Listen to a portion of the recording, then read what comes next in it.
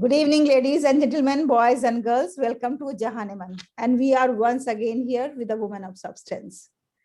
As you know that nowadays we are showing you the women who have achieved greater heights with their hard work, with their mesmerizing abilities.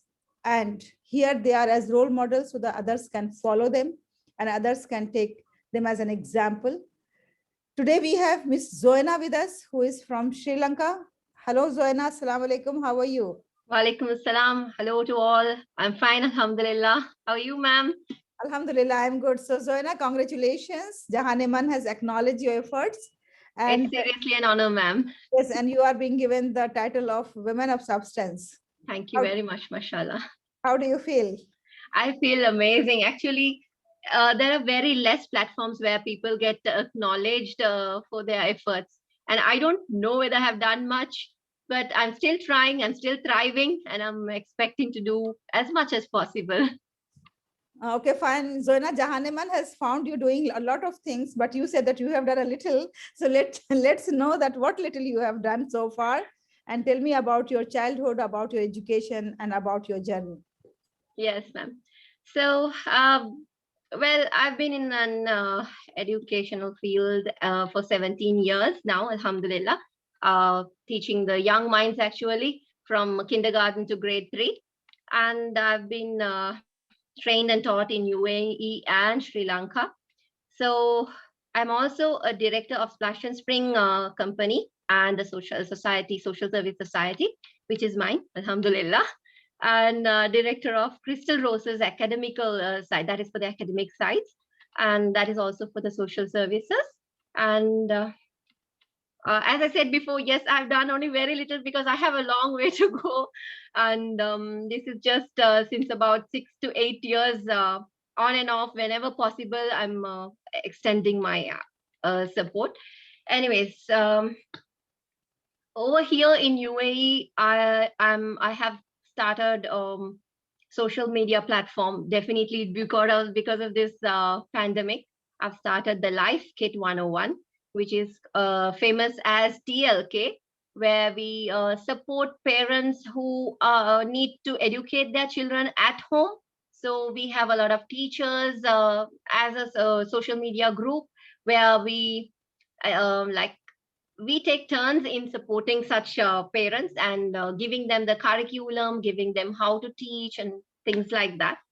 So that's what I'm doing for the moment over here through the social media platform. And whatever I have started in Sri Lanka, it is it was a sustainable project. So it is going on, alhamdulillah. And yes, so as you said, as ma'am introduced, yes, I'm from a beautiful island, Sri Lanka, and from a Muslim family. And you know, it's a Buddhist country and it's beautiful. People live in harmony. And yes, there are, as usual, a little here and there, but alhamdulillah, so far, I was always in the right spot at the right time. I could say I'm a lucky one to be educated in a place where environment where all the different languages, beliefs, people with all the different beliefs were together. And I was able to learn their cultures, to share our culture, and to live in, to learn to live in harmony, I suppose. Yeah. Thank you very much, Zoena. You have shared your beautiful memories of your childhood. And plus your, like I have seen that in all your endeavors, your social work mindset is always there. It is very much obvious that you believe more in giving. Maybe it is a part of your country's culture because you said that there the people live in harmony and they are very much into giving to each other, loving to each other and respecting each other. So that's why you have done whatever you have done, you keep that aspect in the mindset that it goes helping first and then the other things comes later. Thank you very Definitely, much. yes, ma'am. Definitely, yes, ma'am. And it's mostly because of my parents as well. As always, they are our first teachers. And my mom is a person one nice example I can share with you, that my mom, when we built our own house, alhamdulillah, and we found this poor area is there in that next side. So This lady, old lady, a feeble lady, she's living alone by herself. She doesn't have any family. So my mom is a person who goes to her, cooks food, takes it to her, and she buys ointment and rub. She extends to that, she goes to that extent that she rubs it on the leg, Oh, washes the lady, take care of her. She, when I have been grown up, by looking at all that, there is no way that I can withdraw from it. And my dad is also in such person that is when he earned, he doesn't believe in building, having luxury to all to ourselves. He wanted to have a bigger house so that all the people, whoever wants to stay with us, whoever have, like within the family who is suffering, he will take them in. Come on, let's stay together. Steve, you can come to my house. He's that type of person. Regardless of the race, regardless of the religion and beliefs, he will definitely take any person at any cost. And yes, there were backbites. Although sometimes social causes can bite you, bite you behind, but still, he so never gave up. so Gave nice up. of them, so nice of them. We are always follow the footstep of your parents willingly or unwillingly or knowingly or unknowingly. It comes into our nature, and that becomes our habit to do that. Thank you very much for sharing beautiful stories of your parents as well. So Zoina, as you know that this International Women's Day, we have taken the theme of emotional fashion. And the reason is very obvious. The people, they normally correlate women with the fashion, and they think that women cannot live without fashion or without clothing and accessories. That is their weakness. What is your understanding of emotional fashion? Yes, ma'am. I've seen so much of memes where there are in social platforms there, a woman opens the cupboard and there are so much of clothes and she says, "Oh my God, I have nothing to wear." So, you have me caught being guilty for that. I was such. I have to admit that. I'm crazy for fashion. When I dress up something, especially being a kindergarten teacher, you really want to dress up for your kids in one way. And for me, the color I wear, the dress code I wear, they call the power code, but the power dressing. I had that. I felt that. Sometimes I feel very low, then I wear colorful ones and wear extra makeup and extra jewelries just to make myself feel better. I'm not saying it's wrong, totally, it's okay, but there should me at some point, because yeah, one thing, uh, I felt that it had no need after some time. It had no need when I started doing getting into this social services. When I see people who don't have clothes, I felt guilty of my branded clothes. I felt guilty of my branded watches. I felt guilty of my jewelries.